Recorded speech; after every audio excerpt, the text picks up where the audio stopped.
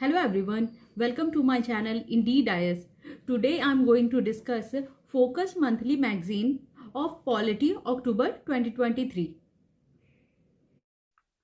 तो हम लोग ये फोकस का मंथली मैगजीन कवर कर रहे थे अक्टूबर 2023 का पॉलिटी सेक्शन। तो इसमें हमने कुछ आर्टिकल्स पार्ट 1 में कवर कर लिया है, जैसे कि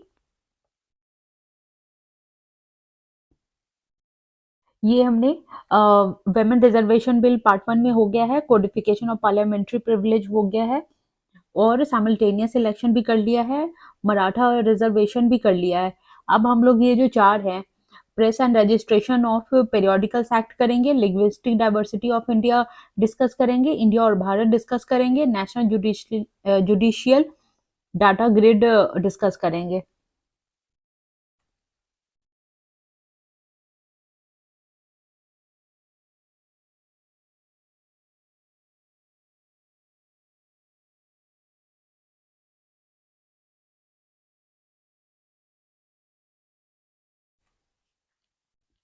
तो ये press and registration of periodicals act क्या है, और प्रेस और ये भी देखेंगे कि ये न्यूज में क्यों है। Press and registration of periodicals act 2023 seek to simplify the registration process periodicals and make it mandatory for digital news platform to do a one time registration. अब ये है क्या, जितने भी डिजिटली न्यूज आ रही है वो सबको थोड़ा मॉडिफाई करने के लिए ये निकाला गया है। In order to operate it replaces the existing press and registration of books PRB act 1867। ये जो पहले थी ये जो existing press and registration of books PRB act 1867 which governs the registration of print and publishing industry in the country. तो ये Britishers के time का है। अब इसको ये चेंज करने का मकसद क्या है इसका?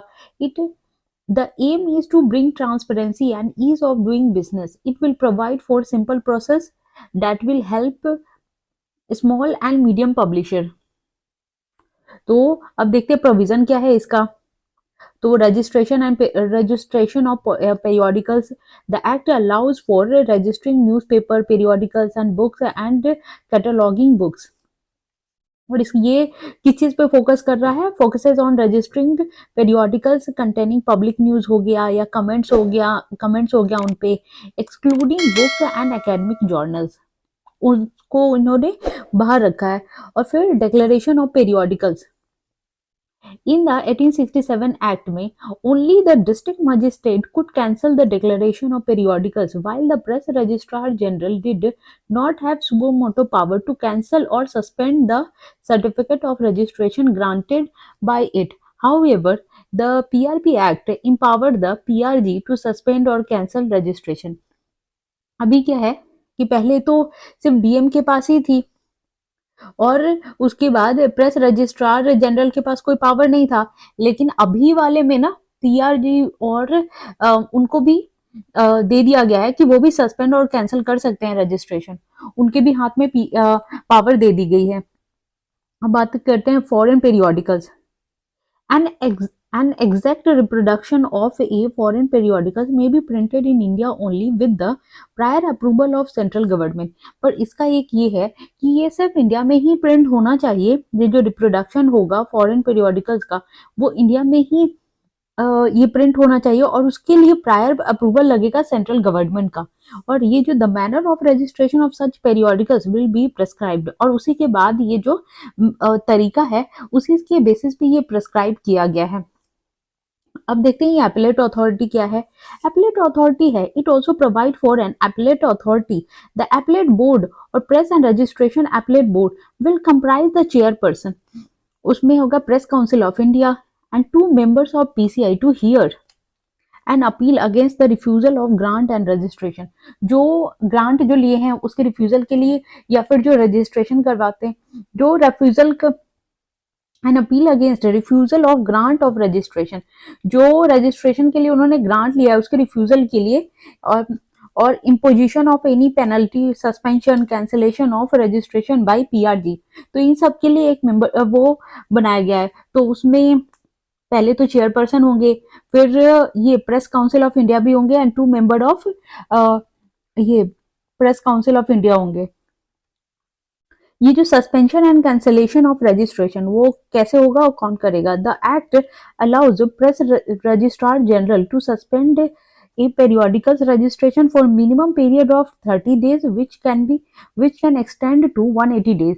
ये मिनिमम तो 30 दिन के लिए हो सकता है सस्पेंड, लेकिन इसको एक्सटेंड कर सकते हैं 180 डेज भी। और ये रीजन क्या है इसके सस्पेंशन और कैंसिलेशन का?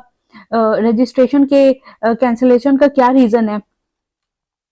तो the registration may be suspended due to, उसमें बहुत सारे कॉज दिए गए हैं। Registration obtained by furnishing false information, कुछ गलत डेटा या गलत इंफॉर्मेशन देके कर लिया गया हो।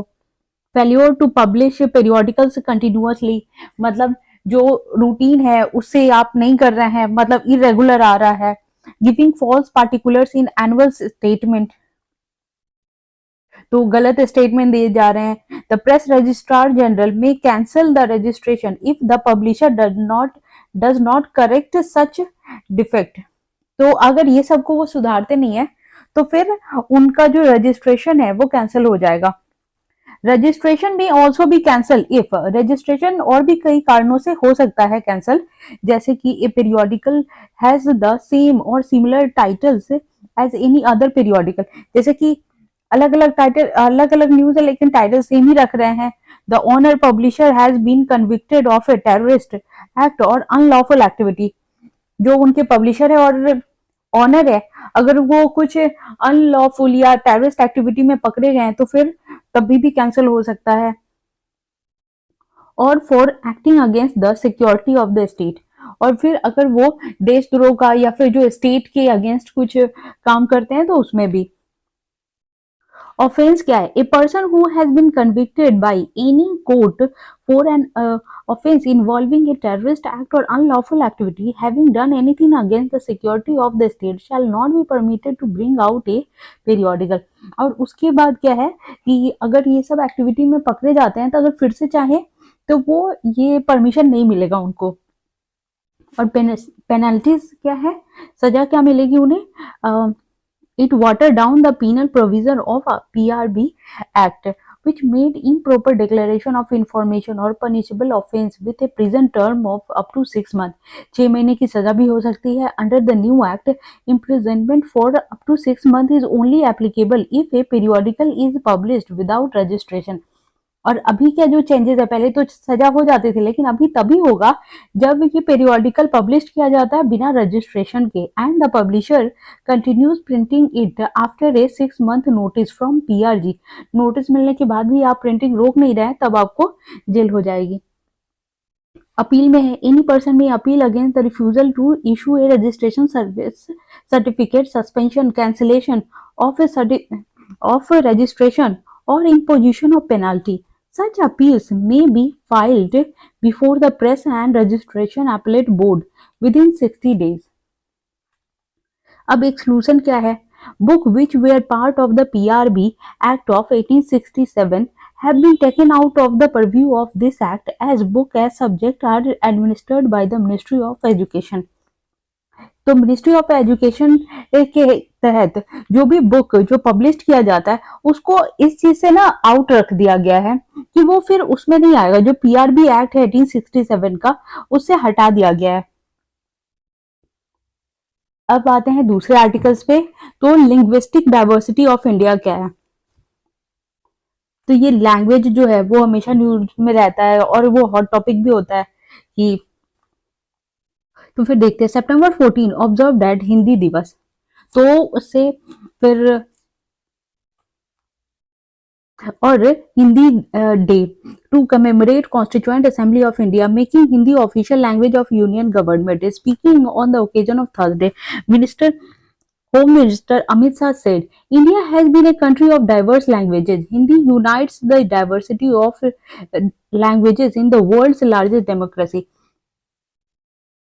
और जैसा कि ये हमारे देश में हिंदी सबसे ज्यादा बोलने वाली लैंग्वेज भी है, it is a popular aphorism that depicts India's linguistic diversity rather well.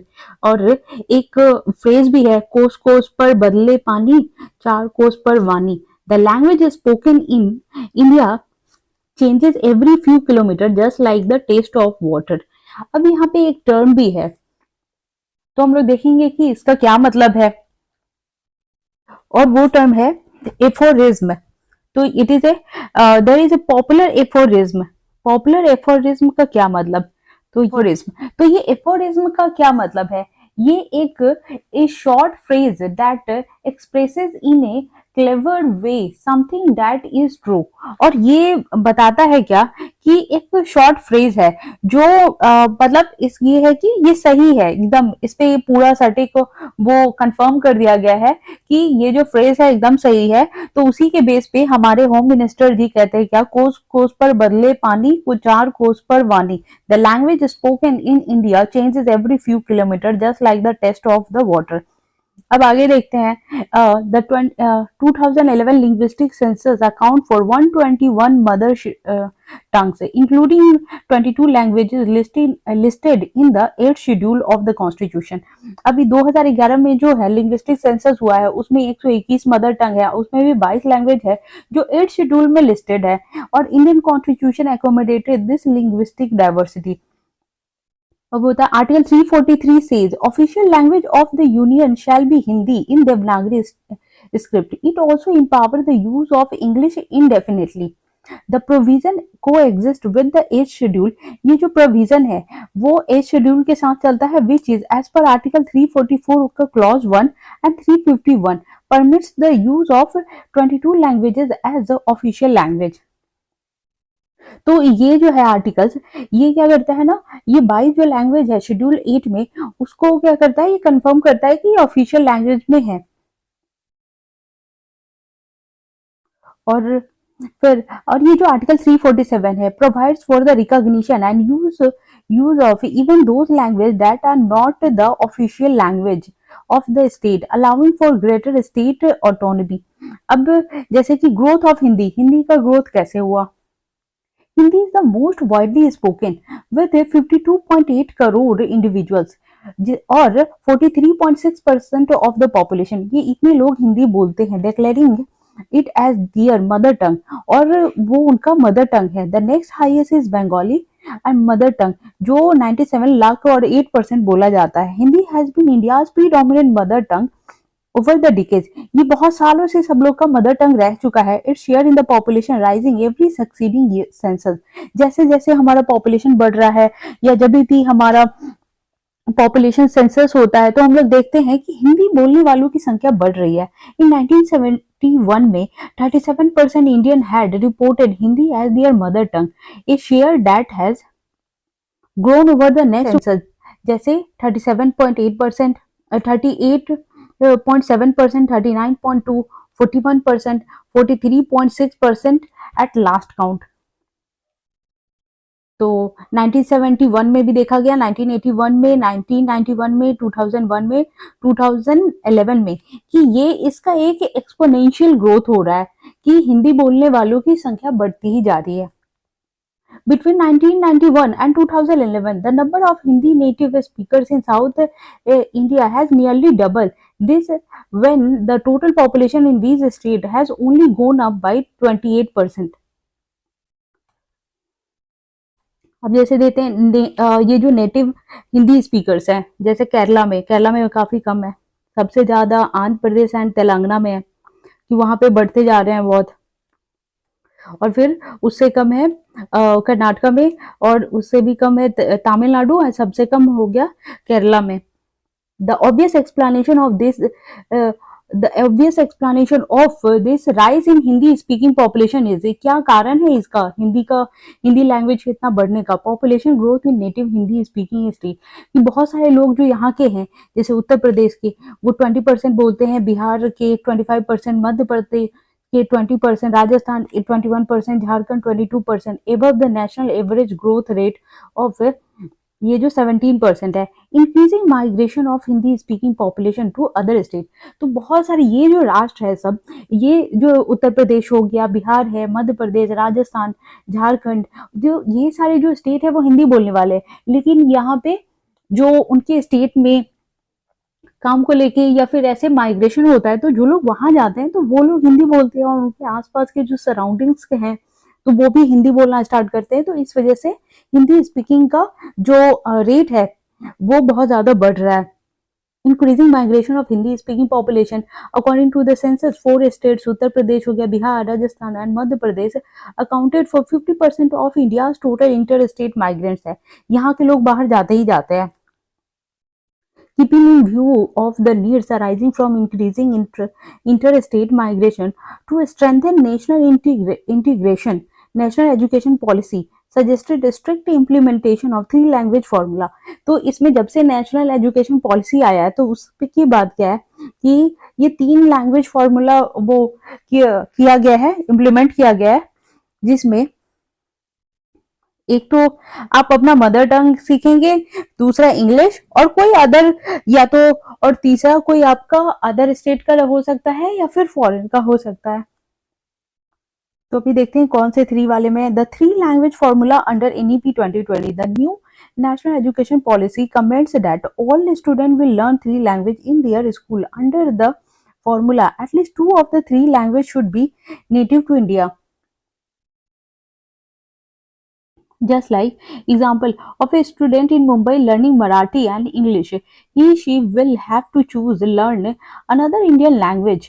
There will be a greater flexibility in 3 language formula and no language will be imposed on any state. The 3 language learned by children will be the choice of a state, region and of course children themselves, so long as at least 2 of the 3 language are native to India। तो वही है कि basic 2 तो language, एक तो आपका core language होना चाहिए और दूसरा कि आप अदर स्टेट का सीख लीजिए और तीसरा आपको इंग्लिश आना चाहिए या फिर जो भी है फॉरेन लैंग्वेज का। Concerned with 3 language formula, cognitive burden on young children, several surveys हुआ है जैसे like ACR have shown that a vast majority of children are failing to learn to read with comprehensions even in one language and script. It is completely unrealistic to expect children to acquire oral fluency and reading skills in 3 different languages. Poor implementation है, मतलब अब ये rule तो बन गया है लेकिन इसका है कि पुअर इम्प्लीमेंटेशन है। और ये जैसे earlier 3 language formula was not implemented properly in most parts of the country. फिर backdoor entry for Hindi, the state of Tamil Nadu has 2 language system. Introduction of the new policy creates fear among them that would lead to the entrance of Hindi into the state from backdoor. तो उसमें क्या है कि तमिलनाडु बिल्कुल adapt नहीं करना चाहती क्योंकि उनको लगता है कि अगर हिंदी बोलने वाले लोगों की संख्या बढ़ गई तो फिर जो उनका जो कोर लैंग्वेज है तो उसके जो पॉपुलेशन है वो घट ना जाए, जो इनका जो लैंग्वेज है वो वैनिश ना हो जाए, इसीलिए वो लोग अडॉप्ट नहीं करना चाहते हैं। तो वो लोग जो वहाँ का एक लैंग्वेज है और जो इंग्लिश है वही 2 लैंग्वेज का ही पॉलिसी वो लोग चला रहे हैं। और shortage of non Hindi teachers, scarcity of non Hindi language teachers through out the country. अब एडवांटेजेस क्या है ऑफ प्रिजर्विंग लिंग्विस्टिक डाइवर्सिटी, तो ये है कि prevent regionalism, separatism and enhances national integration, administration becomes easier, access to education in mother tongue और preservation of traditional knowledge, cognitive ability of the children, improve social inclusion।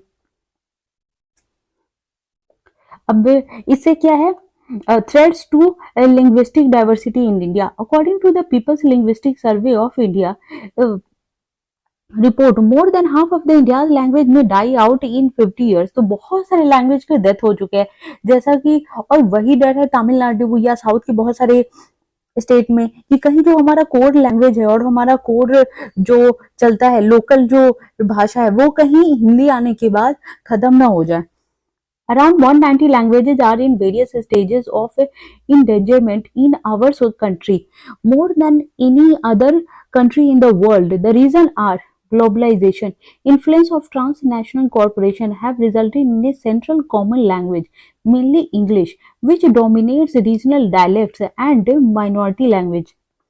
तो अभी क्या है कि मेजॉरिटी लोग, हर लोग जो साउथ के हैं या कोई कहीं भी स्टेट का है, तो वो सारे लोग हिंदी इंग्लिश बोलते हैं। तो इंग्लिश इतना डोमिनेट कर चुका है कि समवेयर ये हिंदी पे भी बहुत ज्यादा ओवरकम करता है या डोमिनेट रहता है। तो सोचिए जो रीजनल लैंग्वेज है या फिर जो ट्राइबल है, तो उनको तो कुछ ही लोग बोल पाएंगे, अगर नहीं बोले तो वो लैंग्वेज डेथ कर जाएगी। तो वैसे पहले भी हो चुका है कि बहुत सारी 50% लैंग्वेज जो है अब खत्म हो चुका है। और ये किसने बताया? Linguistic survey of India, the people's linguistic survey of India ने बताया कि अभी तक बहुत सारे ये जो 50% लैंग्वेज खत्म हो चुका है। भी देखते हैं न्यूक्लियर फैमिली कल्चर। ये जो grants less opportunities for youngster to learn mother tongue, specially when both parents are working and grandparents are living separate. तो जो बच्चे हैं ना, तो वो दोनों मदर एंड फादर वर्किंग होते हैं, तो बच्चे अकेले रहते हैं या फिर उनके साथ जो नन रहती है या स्कूल में जाते हैं, तो उनको जो वहाँ का लैंग्वेज है स्पेशली इंग्लिश, वही लोग सीखते हैं, जो लोकल लैंग्वेज है वो नहीं सीख पाते। Intercultural caste race marriages where a couple is from different cultural background, language of communication is often not the mother tongue, which impacts the next generation exposure to the native language.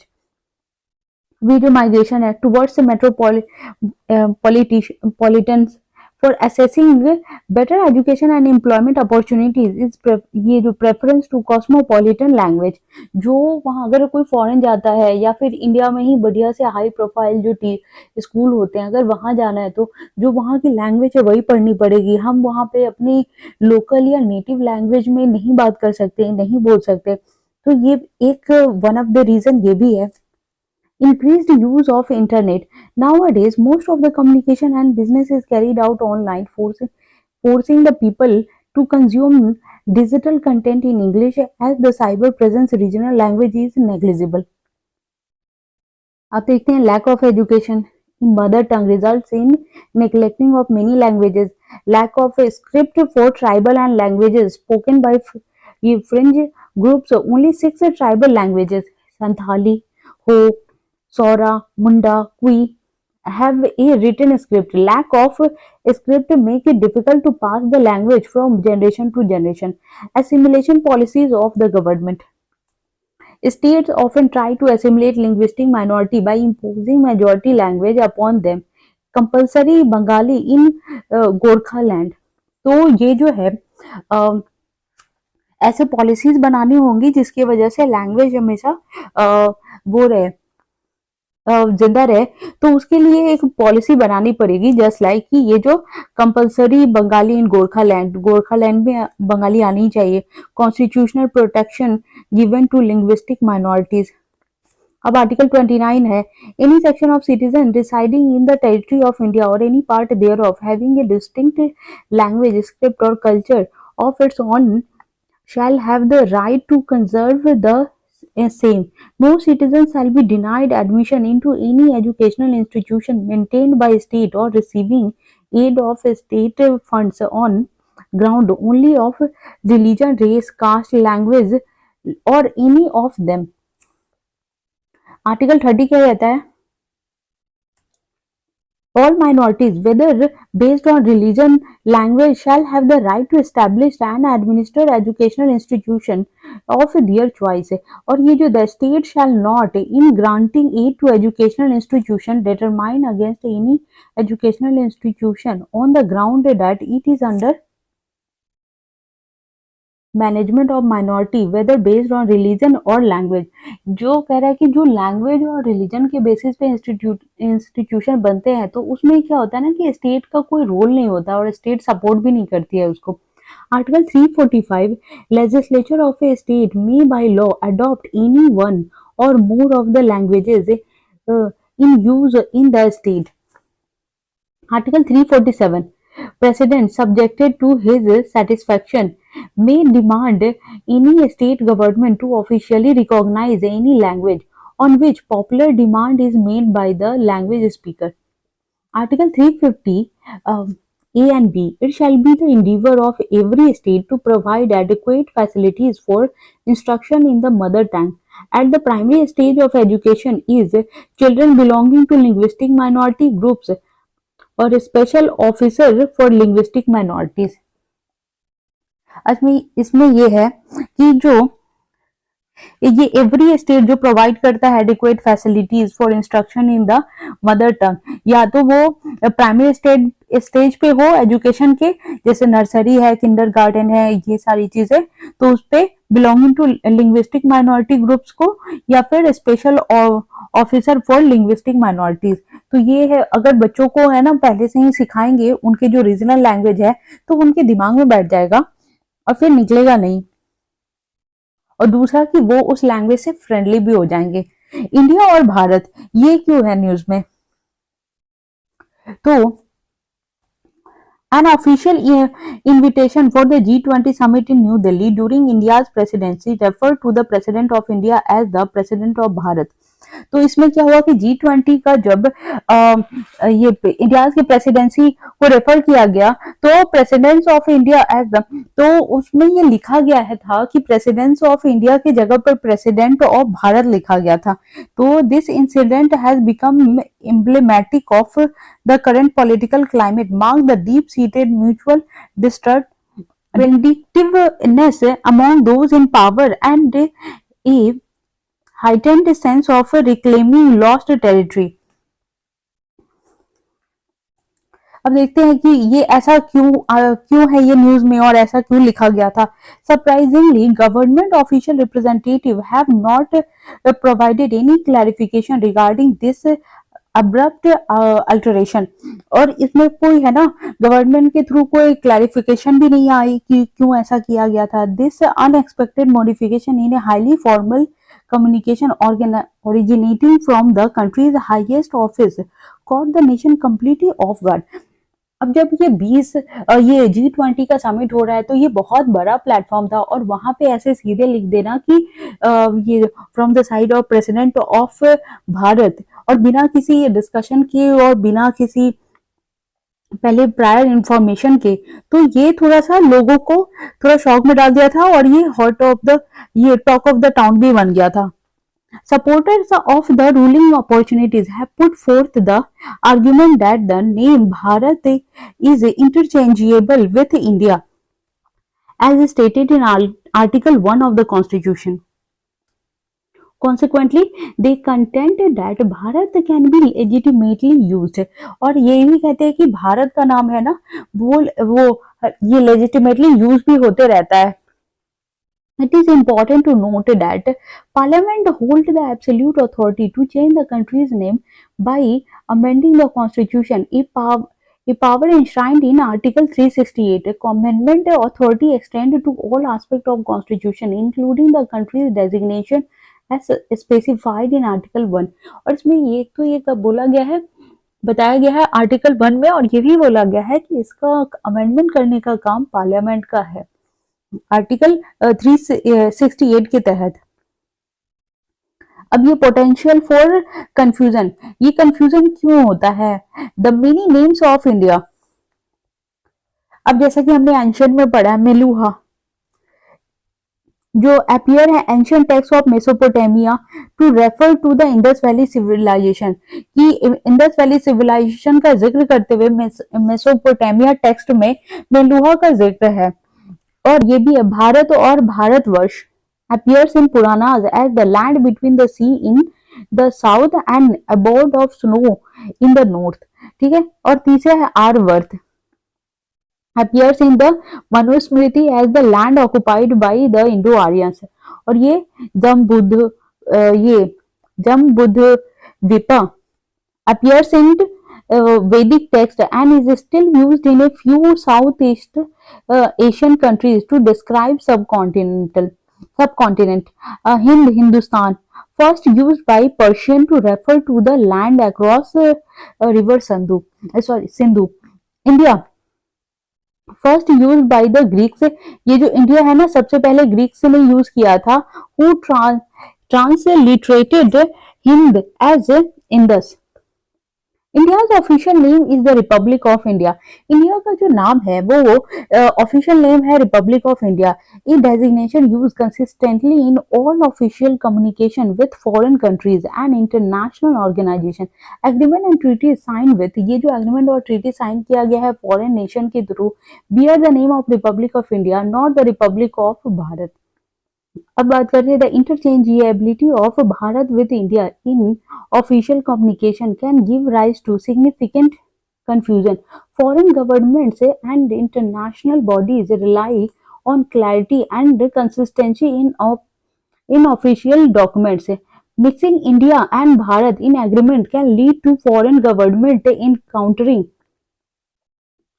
discrepancies. In some agreements, India would be referred to as the Republic of in some agreements India would be referred to as Republic of India, while in other it might be mentioned as Republic of Bharat. किसी किसी में तो इसमें India वो Republic of India लिखा हुआ है और किसी किसी में रिपब्लिक ऑफ भारत लिखा हुआ है. A nation can possess only one official name. This means that it must be either India or Bharat, not but not both. तो ये कहा गया है कि ये जो ऑफिशियल नेम रखना ही है तो दोनों में से कोई एक ही हो सकता है. या तो भारत रख ले या इंडिया रख ले, दोनों तो नहीं हो सकता है कि कहीं पे अगर कोई लेटर जा रहा है या फिर कहीं से कुछ आ रहा है इनविटेशन तो कहीं पे इंडिया लिखा हुआ है और कहीं पे भारत लिखा हुआ है.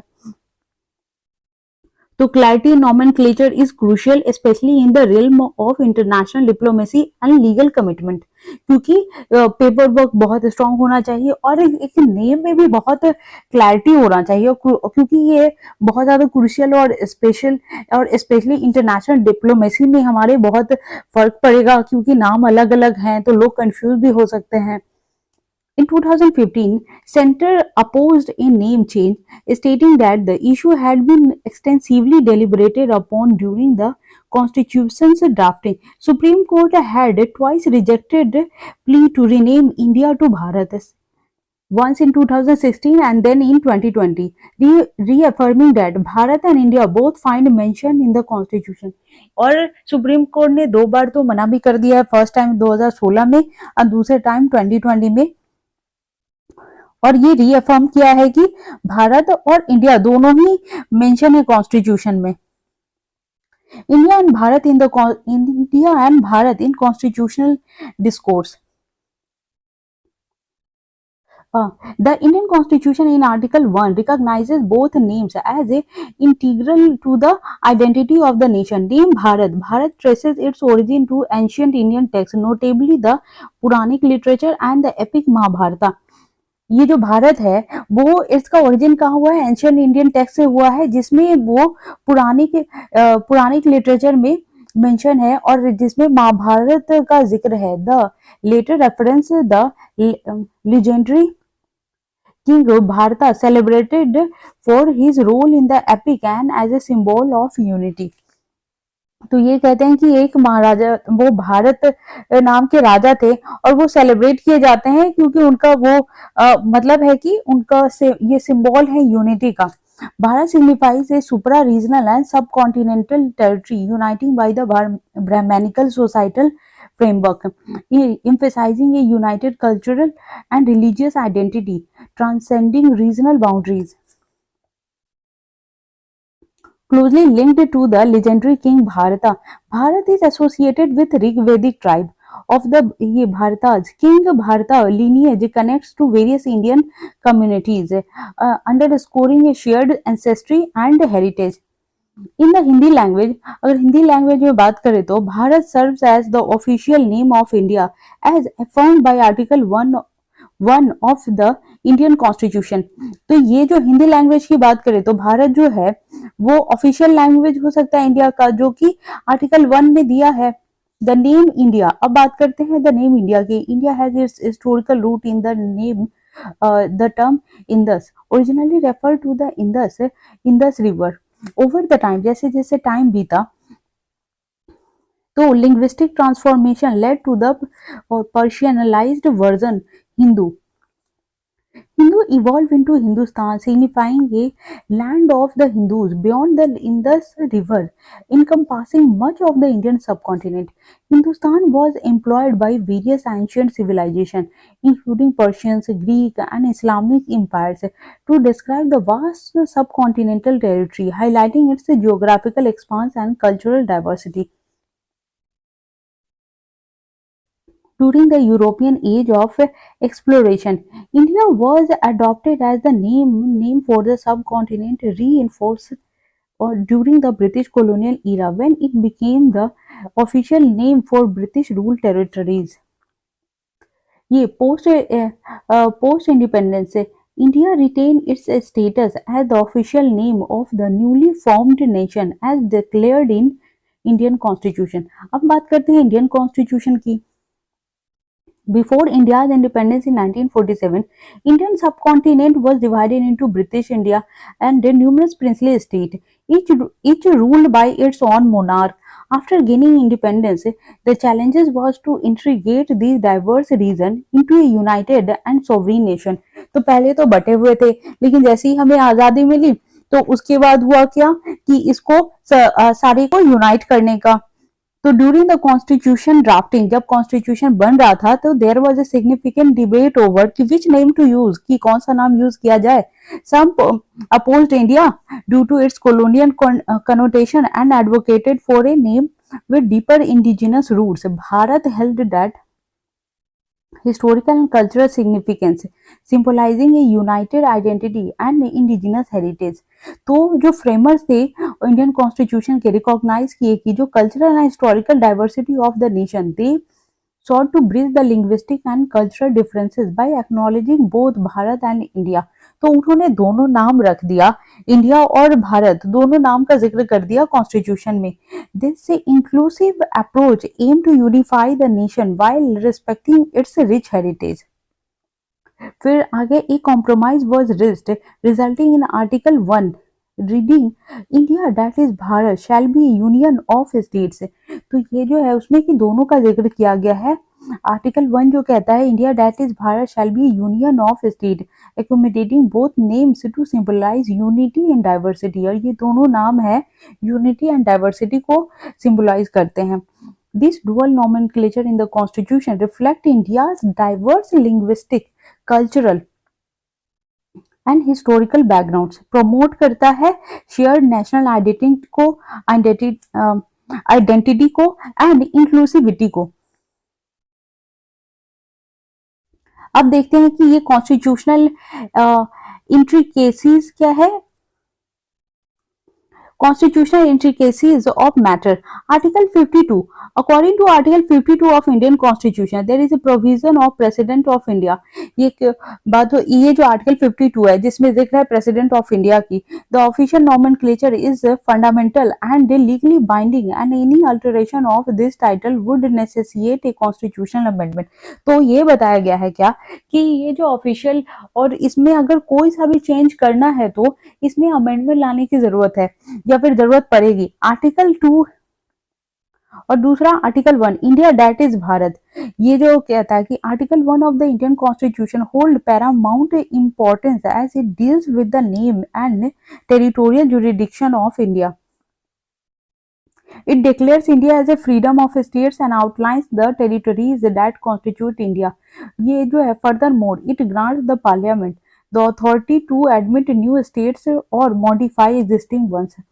आर्टिकल 394 क्लॉज ए क्या क्या कहता है. Article 394A clause 2 stipulates that the translation of this constitution shall be construed to have the same meaning as the original. Therefore, this clause reinforces a fundamental point. Bharat is a translation of the word India as used in the original constitution. Until legally altered, India remains the authentic name of the country. तो ये कह रहा है कि भारत और ये जो meaning है इंडिया का ही, और इंडिया जो है वो ऑथेंटिक नेम है कंट्री का.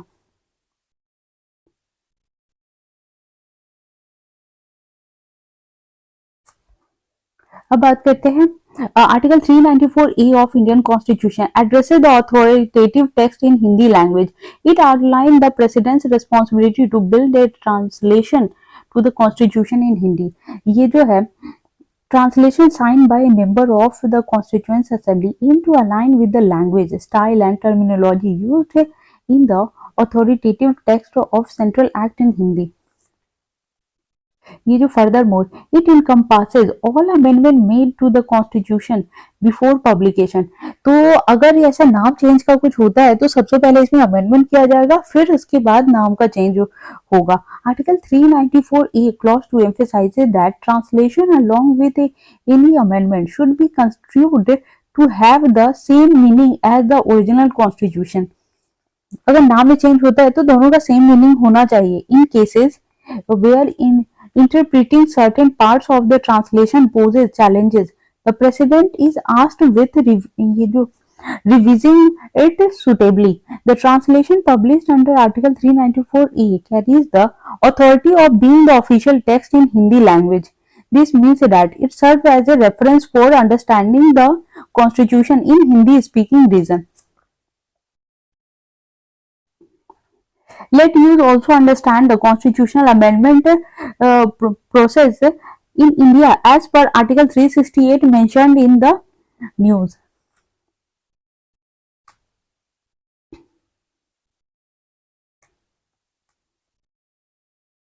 और ये जो है amending the Constitution of India is a meticulous process aimed at making alteration to the nation's fundamental law, the supreme law that governs the country. अब ये क्या है?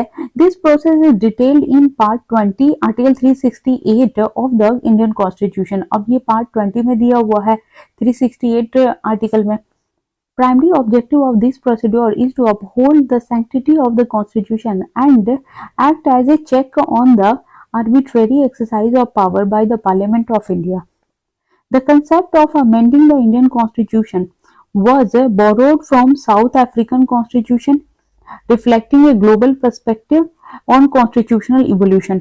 और ये जो concept है इंडियन कॉन्स्टिट्यूशन वो कहाँ से लिया गया है? साउथ अफ्रीकन कॉन्स्टिट्यूशन से लिया गया है. Reflecting a global perspective on constitutional evolution. और ये है in the केशवानंद भारती. अब केशवानंद भारती में I hope you have studied कि बेसिक स्ट्रक्चर का जिक्र हुआ था 1973 में. इन द केशवानंद भारती ये जो जजमेंट हुआ था सुप्रीम कोर्ट का established that parliament cannot amend parts of the constitution that are considered parts of basic structure of the constitution. The ruling ensures that certain core principles remain inviolable. तो मतलब जो core area है या जिसको basic structure बोल रहे हैं तो उसमें चेंजेस नहीं ला सकते हैं. द अमेंडमेंट प्रोसेस क्या है? तो हम लोग ये देखेंगे कि एक तो अमेंडमेंट प्रोसेस क्या है, दूसरा कि कितने टाइप के होते हैं अमेंडमेंट प्रोसेस, तो वो भी देखेंगे. अब सबसे पहले ये the article 368 in part 20 of the constitution empower the parliament to amend the constitution. However, it comes with significant constraint to safeguard the fundamental principles. Types of amendment. तो टाइप्स ऑफ अमेंडमेंट क्या होता है? Simple majority, ये थी simple majority. उसमें क्या होता है? Amendment type requires the support of more than 50% of the member present and voting in both house of parliament. Both house कहने का मतलब कि लोकसभा में भी होने चाहिए, लोकसभा से भी होने चाहिए और राज्यसभा से भी होने चाहिए. Special majority. To pass an amendment under this category a bill must be supported by a majority of 2/3 of the member present and voting along with over 50% of total strength of the house. तो एक तो जो अगर लोकसभा की बात करें तो उसमें क्या है 545 है. तो अगर उसमें से 2/3 तो होना ही चाहिए. अगर जितने लोग आए हैं उसमें जितना स्ट्रेंथ है तो उसका 50% होना चाहिए. ये हो गया क्राइटेरिया स्पेशल मेजोरिटी का. और special majority of parliament and consent of states. This complex form of amendment is necessary when changes impact federal structure. In addition to a special majority approval in both houses of parliament, it also necessitates that consent of half of the state legislature by a simple majority. अगर ये होता है, special majority लगाते हैं, तो एक तो special majority वाला रूल लगेगा, दूसरा कि सिंपल मेजोरिटी के साथ स्टेट का भी half of the consent 50% consent लगेगा, जितने भी स्टेट हैं उनका 50%। तो ये हो गया। और दूसरा एब्सोल्यूट मेजोरिटी क्या होता है? एब्सोल्यूट मेजोरिटी में हुआ, for certain amendment A bill must receive the approval of more than 50% of the total strength of the house. जितने भी स्ट्रेंथ है उसका 50% मिलना चाहिए वोट, तभी वो होगा एब्सोल्यूट मेजोरिटी में। अब द डिटेल अमेंडमेंट प्रोसीड्योर, अब डिटेल अमेंडमेंट प्रोसीड्योर पढ़ते हैं। इनिशिएशन ऑफ अमेंडमेंट, ये इनिशिएशन कब हुआ था? An amendment can be proposed only by introducing a bill in either house of ये पार्लियामेंट है। अब जैसे कि ये ओनली क्यों वर्ड यूज हुआ है, तो ओनली इसलिए है क्योंकि लेजिस्लेटिव असेंबली में नहीं हो सकता है, वहां से नहीं आ सकता है। तो ये जो अमेंडमेंट है can be proposed only by introducing A bill either house of parliament. और फिर ये this bill can be initiated by minister or a private member and does not require the president's permission। और ये जो bill को initiate करने में ना या तो ये प्राइवेट मेंबर भी कर सकता है, गवर्नमेंट भी कर सकता है, और इसको स्टार्ट करने के लिए परमिशन भी लेने की जरूरत नहीं है प्रेसिडेंट की। Special majority approval, the bill must be passed in each house by special majority whose entails approval by the majority of the total membership and by 2/3 of members present and voting। तो ये हमने उसमें तो देख ही लिया है, तो ये भी इम्पोर्टेंट है।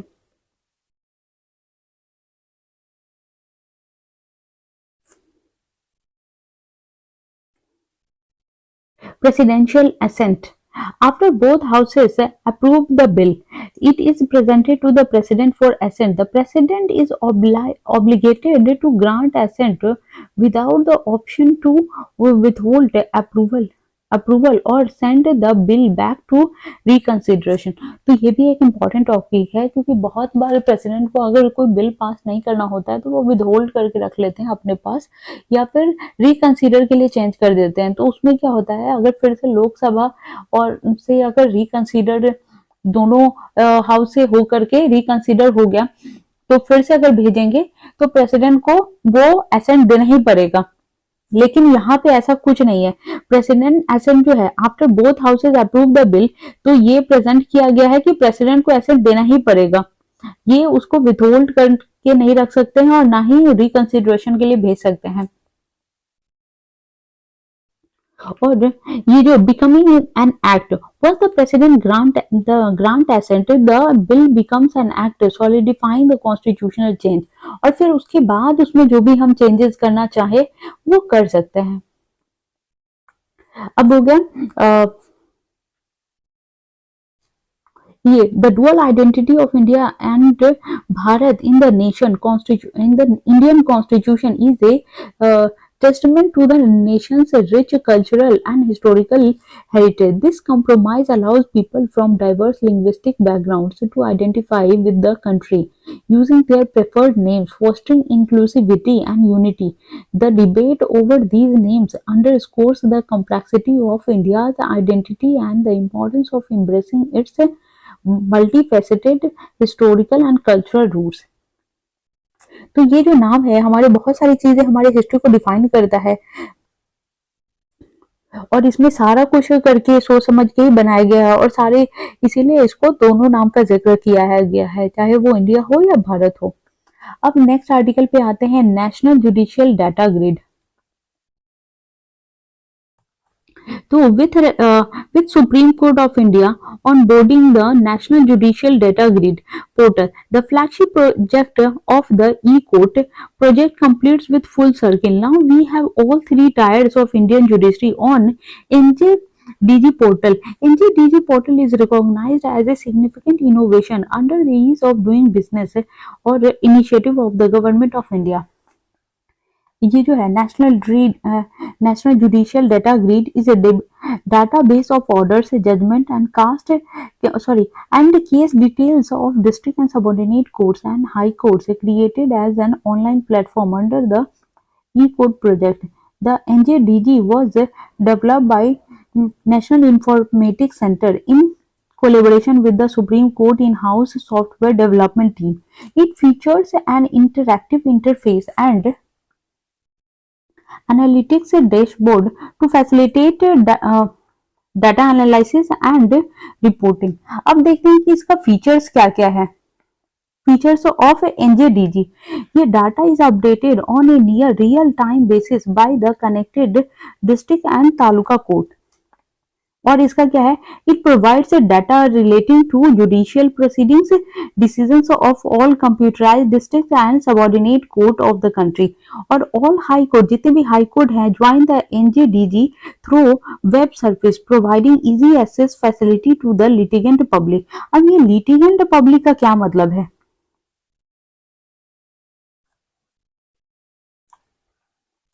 लिटिगेंट पब्लिक जो है,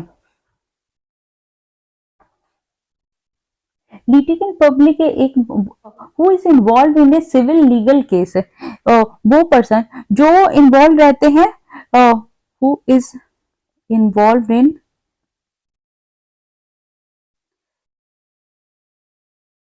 सिविल लीगल केस। तो और case data is available on NJDG for both civil and criminal cases with the ability to perform drill down analysis based on the age of the case as well as the state and district। अब देखते हैं benefit क्या है इससे, इसके आ जाने से क्या बेनिफिट मिलेगा। आइडेंटिफिकेशन एंड मैनेजमेंट, ये जो NJDG work as a monitoring tool to identify, manage, reduce pendency of cases. तो इसमें आइडेंटिफिकेशन कर सकते हैं। इनपुट्स इन पॉलिसी मेकिंग, अब ये पॉलिसी कुछ बनाना है तो ये हेल्प करेगा, provide timely inputs for making policy decisions और to reduce delays in disposing of cases, help in reducing cases pendency.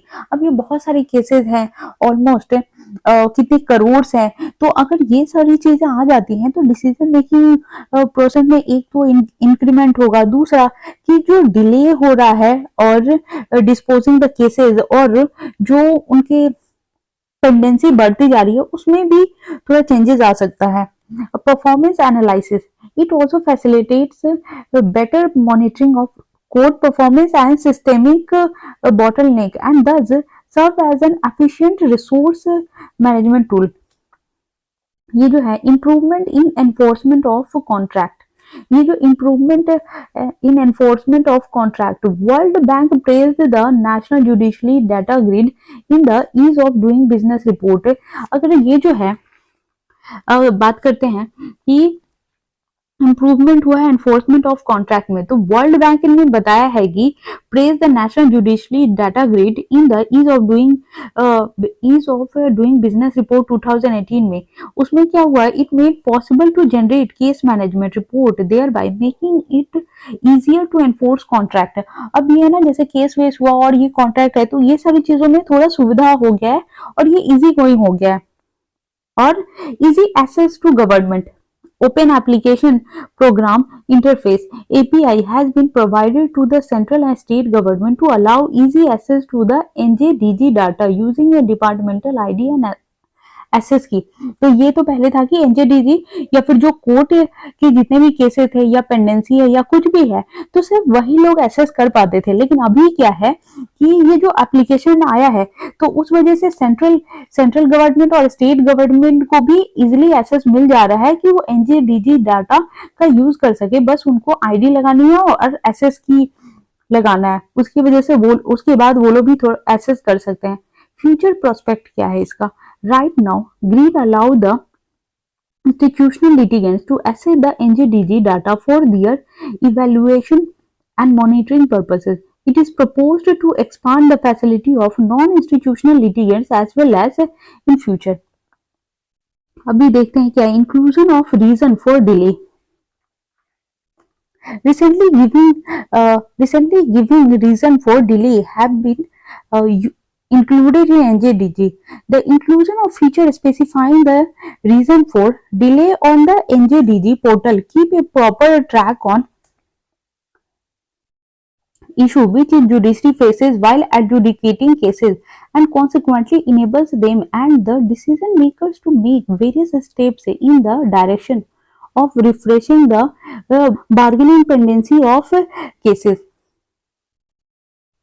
Apart from that, individual reason for delay highlights the problems at a granular level, which otherwise would be cumbersome to be tracked upon and thereby remedied. अब देखते हैं क्या ये जैसे हो रहा है तो ये एनजेडीजी ला के ना बहुत सारे केस में एसेस मिल रहा है या फिर गवर्नमेंट भी उस केसेस से जुड़ रही है और वो इजिली एसेस भी कर रही है और इसकी वजह से क्या है अगर ये इफेक्टिवली रहा तो हमारे केसेस जो जितने ये जो केसेस का जितने भी पेंडेंसी है वो इंक्रीज हो रहा है तो वो घटेगा।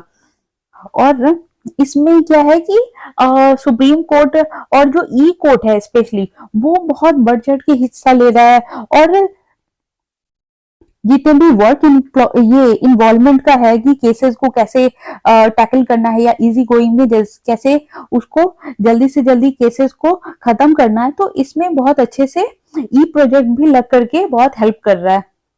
E-government has launched the government has launched the E-court integrated mission mode project। तो जब गवर्नमेंट ने लॉन्च किया ई कोर्ट तो इन्होंने इंटीग्रेटेड किया कि mission mode project MMP in the country for computerisation of district and subordinate court with the objective of improving access to justice using technology as part of the national e-governance plan. The project is under implementation since 2007। ये पहले से ही national e governance का जो plan है ये implement किया जा रहा है since 2007 for ICT development of the Indian judiciary based on the national policy and action plan. अब ये for implementation of information and communication technology in the Indian judiciary E court project है ना वो implement किया गया है association with E committee supreme court of India and department of justice. तो ई court के साथ साथ एक तो गवर्नमेंट ने बनाया है और इसके साथ है ना ई कोर्ट के साथ ये ई कमिटी जो सुप्रीम कोर्ट का है इंडिया का एंड डिपार्टमेंट ऑफ जस्टिस ये तीनों मिलके भी साथ में अच्छे से काम कर रहे हैं। और इसका 3 फेज है देखते हैं। ये जो पहला है of the project was implemented during 2011 to 15। Phase 2 project started 15 to 23। In the phase 3 the system will be migrated to cloud technology and the cost estimated for providing 25 petabytes according to existing requirement of cloud storage is 1205.20 crore. तो अगर ये आ जाता है ये जो है जब 3 वाले में हम लोग ये क्लाउड टेक्नोलॉजी में चले जाएंगे और उसके लिए हमें पेटाबाइट 25 पेटाबाइट की जरूरत है तो अगर ये हो जाता है तो फिर हमें इससे क्या बेनिफिट मिलेगा तो ये हम लोग देखते हैं benefit of integration of Supreme Court to NJDG. तो real time access to case data तो हमें कि केसेस में क्या इम्प्रूवमेंट हुआ है क्या केसेस चल रही हैं और कैसे अब इन्वॉल्वमेंट करना है या फिर लोग भी जो है जिनका ये केस है वो लोग भी एसेस कर सकते हैं इजिली अगर ऐसा हुआ अगर केस पर डिपेंड करता है अगर ई कोर्ट या सुप्रीम कोर्ट ऐसे अलाउ करेगी then real-time access to case data। The NJDG now provide real-time data on the filing and disposal of cases in the Supreme Court। This data is readily accessible to the public। और इसमें यही जो मैंने बताया है कि ये public भी एक्सेस कर सकती है। Make it easier for citizen to track the status of cases and access relevant information। और जो भी इंफॉर्मेशन है वो काम की वो देख सकते हैं कि मेरा कितना ये जो केस का ग्रोथ हुआ है या फिर क्या क्या इसमें जरूरत है। और फिर एक है term next open data policy.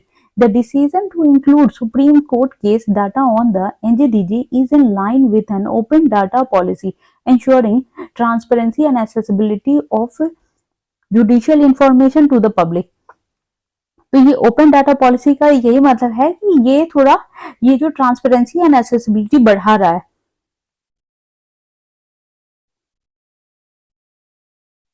coordination and informed decision making. Onboarding the NJDG enhance coordination within the judiciary and they enable informed decision making. Judges and court officials can access up to date information about the institution, disposal and pendency of cases categorized by type, year, stage and quorum. अब देखते हैं कि क्या है ये जो coordination and informed decision making. ये जो onboarding the NJDG will enhance coordination within the judiciary and enable informed decision making. Judges, court official and access up to date information or institution, disposal and pendency of cases categorized by type, year, stage and quorum. अब ये quorum क्या है? quorum जो है minimum में ये मैं पहले थोड़ा मार्क कर देती हूँ.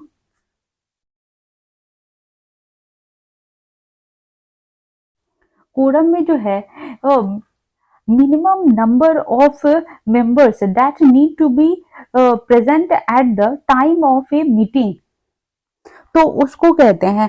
अगर किसी टाइप का मीटिंग हो रहा है तो जो मिनिमम जो है एक कि हाँ एटलीस्ट इतने होने ही होने चाहिए, तो वो एक क्राइटेरिया रखा गया है. जैसे कि जुडिशरी की मीटिंग बैठती है तो उनका एक कोरम है कि जितने भी टोटल ऑफ सीट्स है जुडिशरी की उसमें से 1/10 तो प्रेजेंट होना ही चाहिए. जब तक 1/10 प्रेजेंट नहीं होंगे तो उनकी मीटिंग स्टार्ट नहीं होती है. तो ये एक कोरम डिफाइन है. 1/10 तो प्रेजेंट होना ही चाहिए. फिर हो गया अब ऑप्टिमम रिसोर्स, ये optimum resource deployment. The NJDG facilitates the optimum deployment of judicial resources and manpower. ये जो है this means resource can be allocated more efficiently to address the backlog of cases and manage the workload efficiently. ये क्या कह रहा है कि ये जो एनजेडीसी क्या फैसिलिटेट करता है कि ये जो ऑप्टिमम डिप्लॉयमेंट है और जुडिशियल रिसोर्सेज का एंड मैन पावर का भी, तो उससे क्या फायदा होता है. This mean resources can be allocated more efficiently, जो एड्रेस करता है बैकलॉग केस का क्या बैकलॉग है और मैनेज क्या करना है वर्कलॉग एफिशिएंसी को. तो ये दोनों ही से उसमें मदद मिलती है. अब देखते हैं single source of data and consistency. The NJDG जो है serve as a single repository of for data related to cases instituted, pending हो गया, disposed of by courts across the country. The centralized data source streamlines access to information and ensures data consistency. अब ये आ गया ये research opportunity क्या है. The एनजेडीजी offer करता है एक वैल्यूएबल रिसोर्स. ये जो एनजेडीजी है ऑफर करता है valuable resource of high quality resource work within the judiciary. अब ये है ना हाई क्वालिटी वो रिसर्च जो वर्क करता है within judiciary. Researchers and legal scholar can use this data to analyze trends, study case outcomes and gain insight into the functioning of Indian judiciary systems. अब बात करते हैं कि ये pendency and case statistics. The NJDG और SCI जो portal है वो प्रोवाइड करता है information on the current pendency of civil and criminal cases in the supreme court as well as the details about the cases file and disposed of in the previous month. It also break down pending cases by the number of जजेस on each bench. तो ये भी define करता है कि अगर कोई जो बेंच बैठता है तो कोई केसेस पे कि कितने जजेस होंगे, तो उनका जो उनसे रिलेटेड जो केसेस हैं वो कितना पेंडिंग है. Access for the common man और real time data on the supreme Court case proceedings become readily accessible to the common man. This transparency empowers citizens to track the status of cases, enhancing their understanding of the legal system.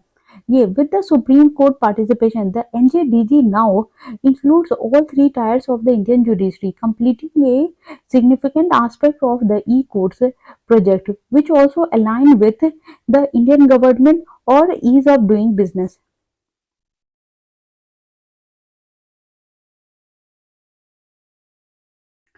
चलिए, तो यहाँ से हम लोग का and हुआ.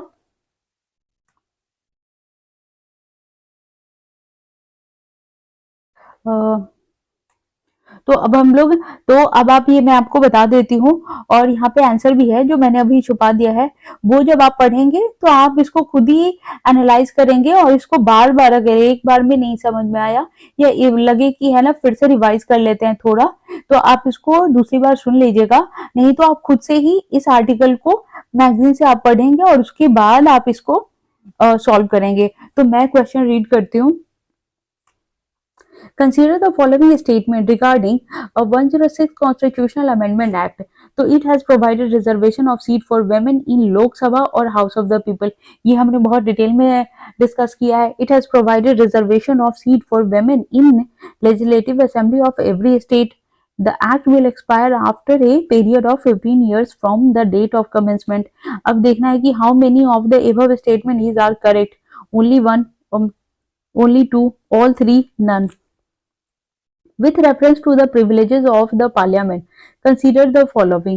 तो हमने ये भी देखा है privileges of parliament: exclude strangers from proceedings, hold a secret sitting of legislature, freedom of a press to publish true report of parliamentary proceedings, not liable in court for any speech in parliament, exempted from jury service from the house is in session. तो हमने ये सब अच्छे से discuss किया है। How many of the above these are part of the privileges available to the parliamentarians? तो इसमें 1 सही, इसमें 2 सही है, और ये only 3, only 4, all. Consider the following statement regarding Press and Registration of Periodicals Act 2023. The Act focuses on registering periodicals containing public news or comments on it, excluding books and academic journal. An exact reproduction of a foreign periodical may be printed in India only with the prior approval of the central government. तो इसमें से कौन सा सही है, कौन सा sorry गलत है? तो यहाँ पे अगर हम लोग देखते हैं कि कभी भी कि इनकरेक्ट वाला आता है तो हम लोग पहले ही उसको हाईलाइट कर लेंगे कि हमसे क्या पूछा गया है, इनकरेक्ट पूछा गया है या करेक्ट पूछा गया है। तो पूरा क्वेश्चन पढ़ने के बाद ही आप है ना टिक मार्क करें तो भी सही होगा। तो ये 1 ओनली, 2 ओनली, बोथ, नीदर। अभी consider the following pair. Article 29. Any session of the citizen residing in the territory of India or any part thereof having a distinct language, script or culture of its own shall have the right to conserve the same. Article 30. Legislature of a state may by law adopt any one or more the languages in use in state. Article 345. All minorities, whether based on religion or language, shall have the right to establish and administer educational institutions of their choice. How many of the above pair are correctly matched? Only 1, only 2, only 3, none. Consider the following. अब ये 5वां है, real time access to case data, open data policy और coordination and informed decision making.